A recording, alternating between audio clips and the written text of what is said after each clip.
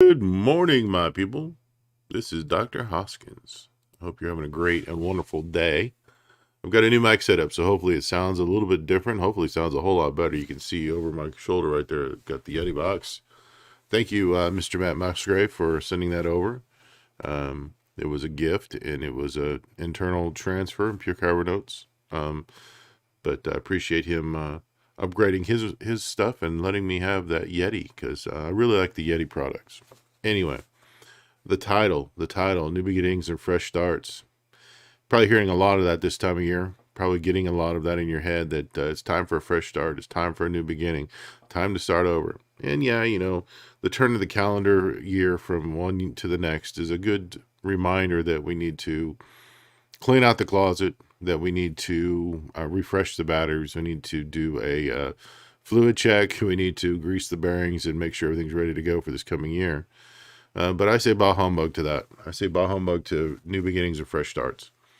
All it leads to is frustration. All it leads to is a self-defeating habits and attitudes of putting it off until January 1st. Because what if you don't get started? What if something happens this week and January 1st, the first week of January rolls around, and before you know it, first week of February rolls around and you haven't gotten started?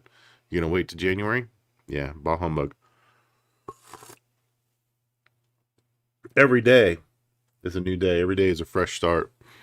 Every day, we need to look at what we're doing and make sure it's the best possible thing we could be doing. Every day, we need to be looking at the way we're thinking and make sure it's the best possible way that we can think. Every day, we need to make sure that we're doing the best possible thing for our body, for our emotions, for our social groups, for our attitudes, for our demeanor, for our outlook, for our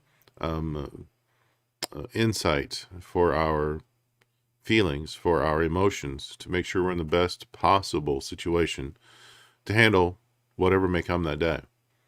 And so I say bah humbug to only having a new beginning and a fresh start once a year. It needs to be every day. It needs to be every day. Now, I'm not talking about being wishy-washy and one day saying I'm going to do A, and the next day I'm going to do C, and the next day I'm going to do B, and just kind of doing that wishy-washy, unstable, double-minded man is unstable in all of his ways. Not that. I'm not talking about that. I'm talking about resetting and refreshing the core things. Am I thinking properly? Am I feeling properly? Am I feeling properly? Am I functioning properly? Am I in the right frame of mind, in the right attitude, in the right physical state to accomplish what I've set out to do? Waiting until January to set your goals for the year or set your goals for the rest of your life is, again, another bah humbug. When things hit during the year and remind us, oh, that's what I really need to do, or, oh, that's a new idea, makes a lot of sense, I probably should be doing that. Don't wait until January to set that up. Do it now. Do it right now. And get it started right today. Those of you who've been with me for a while know that last January I started the 100-day challenge. And I got to day 51, and my body wasn't ready to go any further. And so I stopped. The intention was to give myself a little rest. I didn't intend for it to be a 7-month rest. It's dealing with that this fall and now into the winter. We've got some things set up and some things going on at the house and on the property that I will be able to, and I am going to be more physically active. My new addition to my daily affirmations is for myself and others. I am fit, flexible, strong, and creative in everything I do.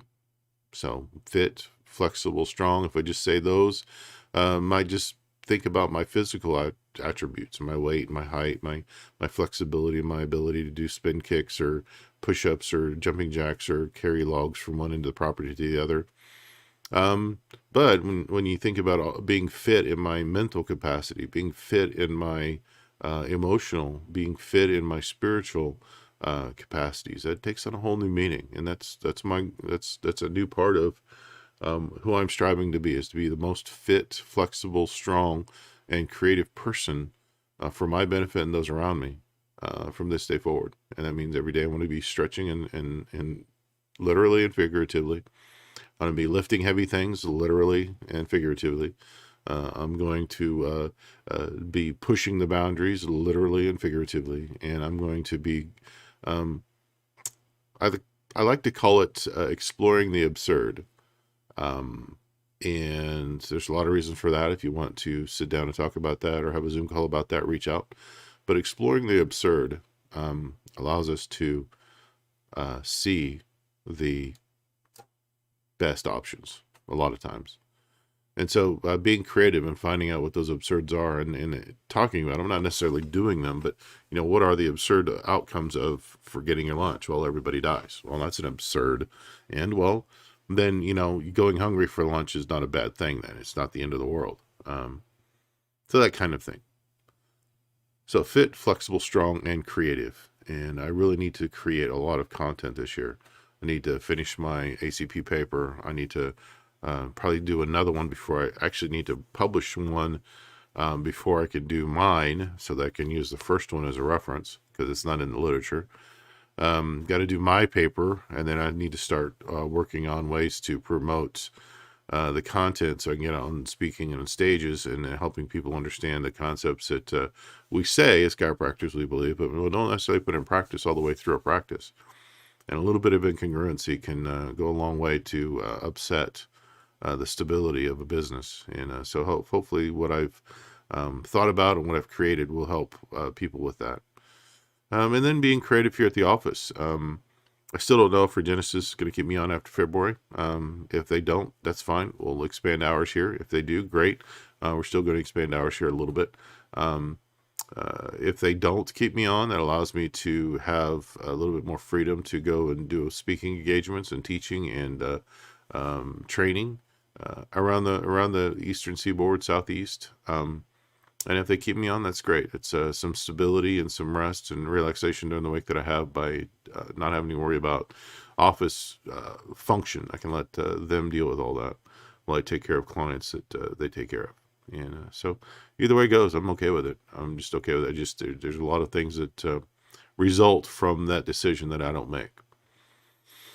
So yeah, it's a new beginning and fresh starts, but that's every day. And if you wait around until the first week of the year or the last week of the year to set up everything you can do for the next year, I say bah humbug. I say you're doing self-defeating practices. You're doing self-defeating mindset, and that has to stop. You need to refresh and rethink about what you're doing every day. What's this got to do with chiropractic?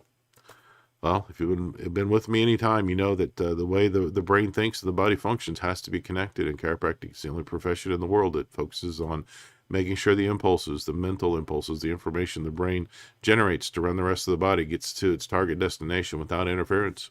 That's our goal. That's what we do every day. That's what our profession was founded on, and that's what we do. And that is fit, flexible, strong, and creative. And that's what I do in my profession. And I'm very happy to do that. If you're in the upstate, love to take care of you. If you're not in the upstate, give me a call. Let me know. I'll find you somebody, because there's a lot of good chiropractors around this country. Love you all. Take care. Talk to you soon. Bye-bye.